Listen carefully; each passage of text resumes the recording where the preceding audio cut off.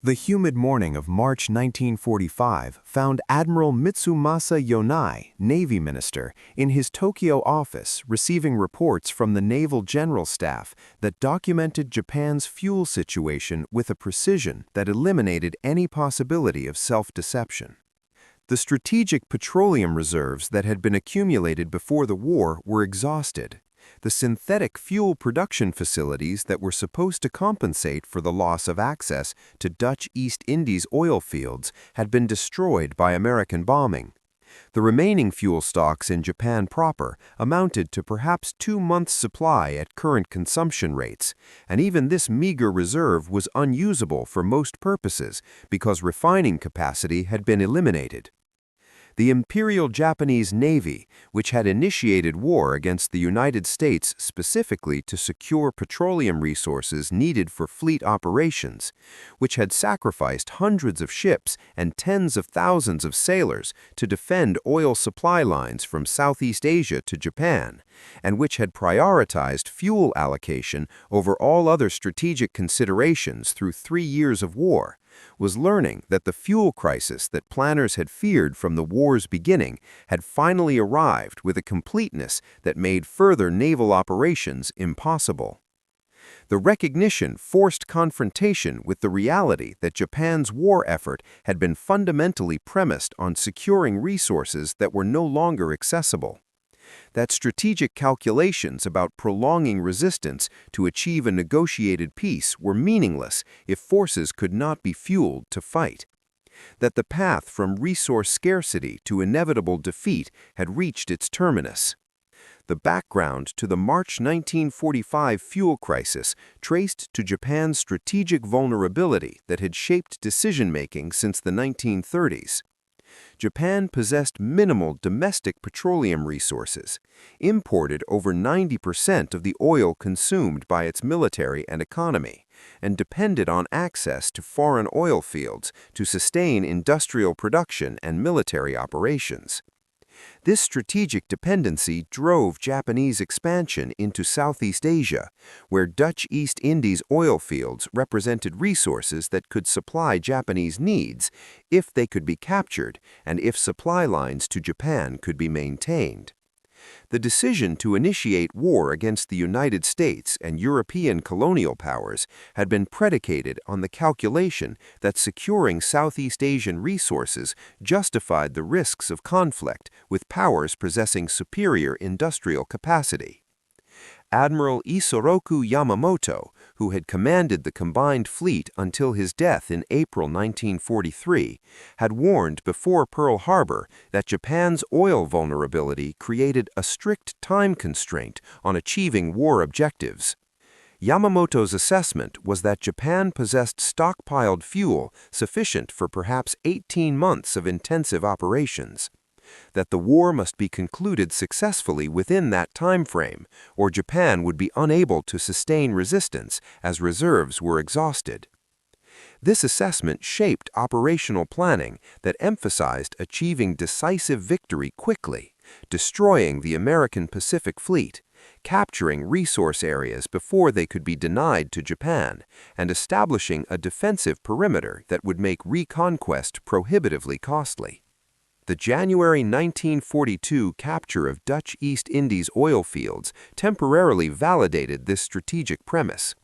Japanese forces occupied Palembang, Balikpapan, Tarakan, and other oil production centers, gaining control of facilities that had produced over 60 million barrels annually before the war. Efforts began to restore production damaged by Dutch demolitions. The oil fields represented resources that could theoretically supply Japanese needs indefinitely if production could be restored and if oil could be transported to Japan without interdiction by American submarines and aircraft. Vice Admiral Shigeyoshi Inoue reported in February 1942 that capturing oil fields was insufficient to solve Japan's fuel problems because restoring production required equipment and expertise Japan lacked. Transporting oil required tankers vulnerable to American attack, and refining crude oil required capacity that Japanese facilities possessed only in limited quantities. His assessment identified fundamental vulnerabilities but was dismissed as pessimism. Japanese technicians restored production to approximately 25 million barrels annually by mid-1942, but this was less than half of pre-war output and insufficient to meet needs.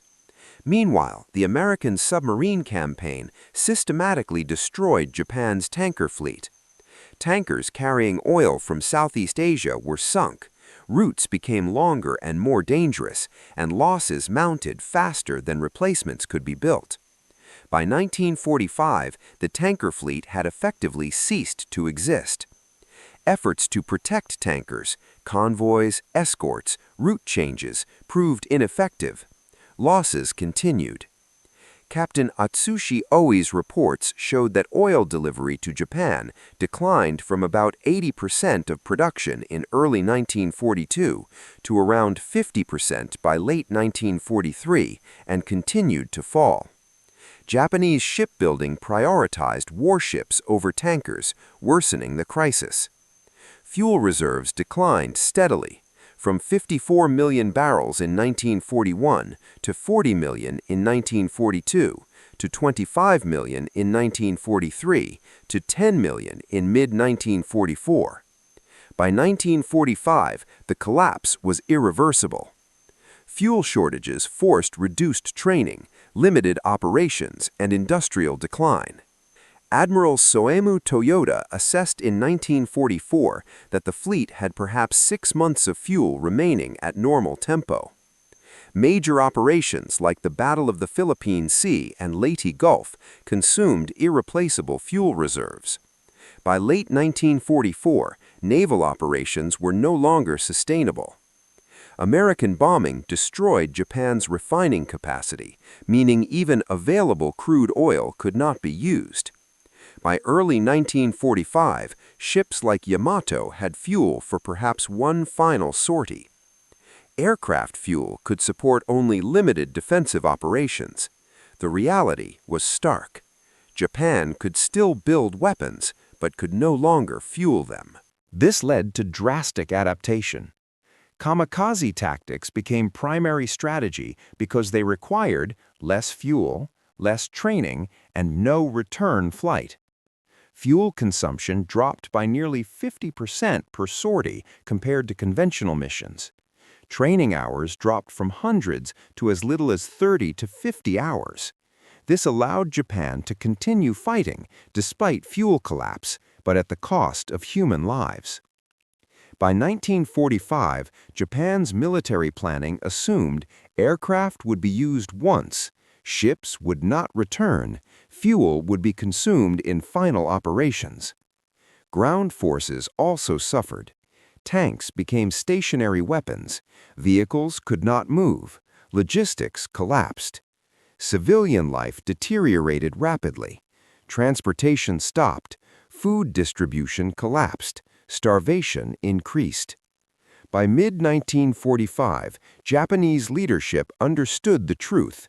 Fuel exhaustion made effective resistance impossible. Prime Minister Kantaro Suzuki recognized that continued war meant total destruction without any strategic benefit. Even those advocating continued resistance knew victory was impossible, but argued for honor over survival. By the time surrender was considered, Japan had no fuel reserves, no transport capability, no refining capacity. The war had been built on securing resources. Those resources were gone. The final assessment was unavoidable. Japan's defeat was not only caused by battlefield losses, but by the complete collapse of its fuel system, demonstrating that modern war is sustained not just by weapons, but by logistics. And when fuel disappears, so does the ability to fight.